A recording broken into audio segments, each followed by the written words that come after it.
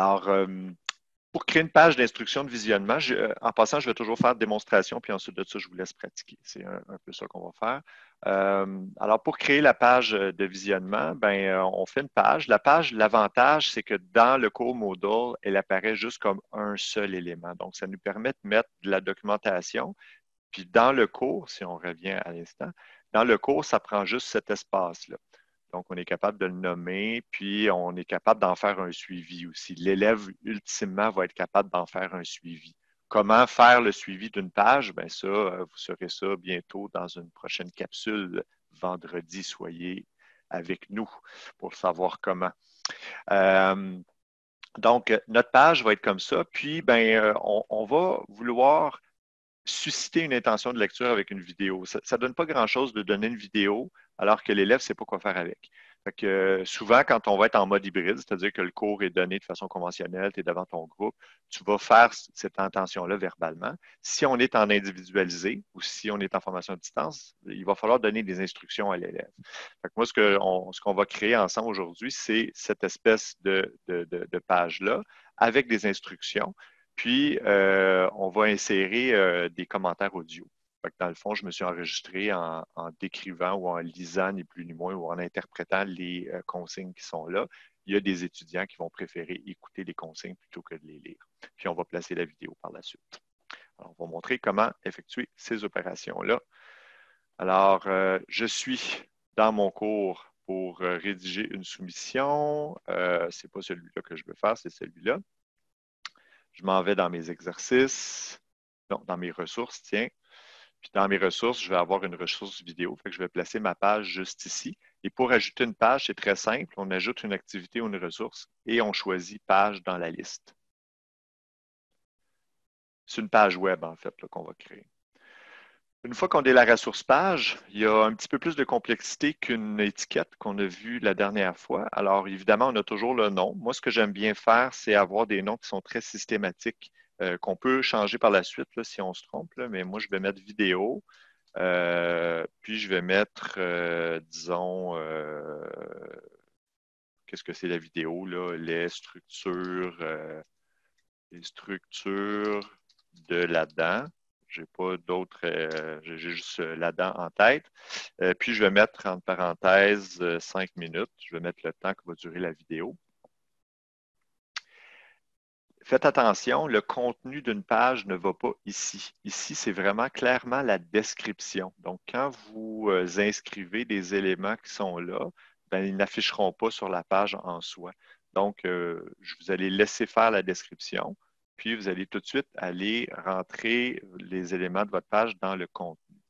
Maintenant, pour accélérer le processus pour une vidéo, ben, vous allez utiliser Snippet, qui est la petite toile d'araignée.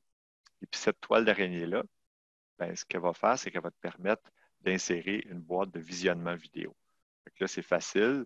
Quand tu cliques là-dessus, ben, tu as tout ce qu'il faut pour réfléchir à une vidéo.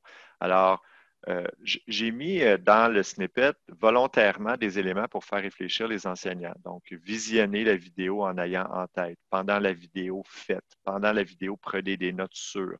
Notez ces éléments, votre enseignant vous questionnera dessus. Plus tard, vous aurez à. Ce sont des pistes d'idées sur qu'est-ce que tu peux amener à l'élève pour lui suggérer une intention de lecture de manière à le garder le plus possible actif.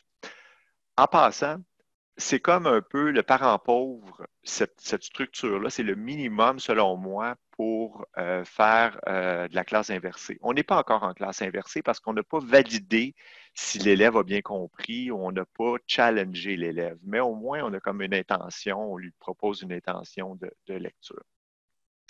Et puis par la suite, ben, va venir placer notre vidéo YouTube. Alors, il s'agit juste d'amender ou de modifier, visionner la vidéo en ayant en tête que vous aurez à effectuer les opérations démontrées, mettons. Là. Il va comme ça, puis on va dire que c'est le seul élément que je veux. Et puis, je vais placer tout simplement le lien de la vidéo YouTube qui m'intéresse. Ça peut être une autre vidéo ailleurs, ça ne dérange pas, mais je mets juste le lien. Et l'avantage, c'est que lorsque j'affiche cette page-là, ben à ce moment-là, je vais avoir tout simplement Moodle qui va nous présenter la vidéo YouTube juste en dessous. Alors, c'est vraiment minimaliste. On a, évidemment, j'aurai une vidéo de structure dedans, là. Je ne l'ai pas faite pour l'instant, mais fait que le Canva fait en sorte d'accélérer le processus pour l'enseignant de pouvoir créer des vidéos avec intention de lecture. Fait que moi, ce que je vous propose dans un premier temps, c'est d'essayer de faire ça, parce qu'il y a déjà beaucoup d'informations qui ont été présentées. Je vous propose d'essayer de faire ça. Et puis, évidemment, ben, l'avantage, c'est qu'on peut revenir à l'arrière, on peut prendre notre vidéo, le placer dans la sous-section vidéo, peut-être même la déplacer à droite de 2, de manière à ce que visuellement, on ait une ressource qui soit intéressante pour notre étudiant. Donc, ça ressemble à ça. Alors, l'étudiant peut voir les éléments, peut accéder puis consulter sa vidéo tranquille. Il peut la voir en plein écran, il peut la garder petite, etc. Là, c'est du YouTube, ça, il n'y a pas de problème. Alors, ce que je vous demande de faire, c'est de vous placer en mode édition dans votre propre cours, puis allez-y, faites votre page qui devrait ressembler minimalement à ça.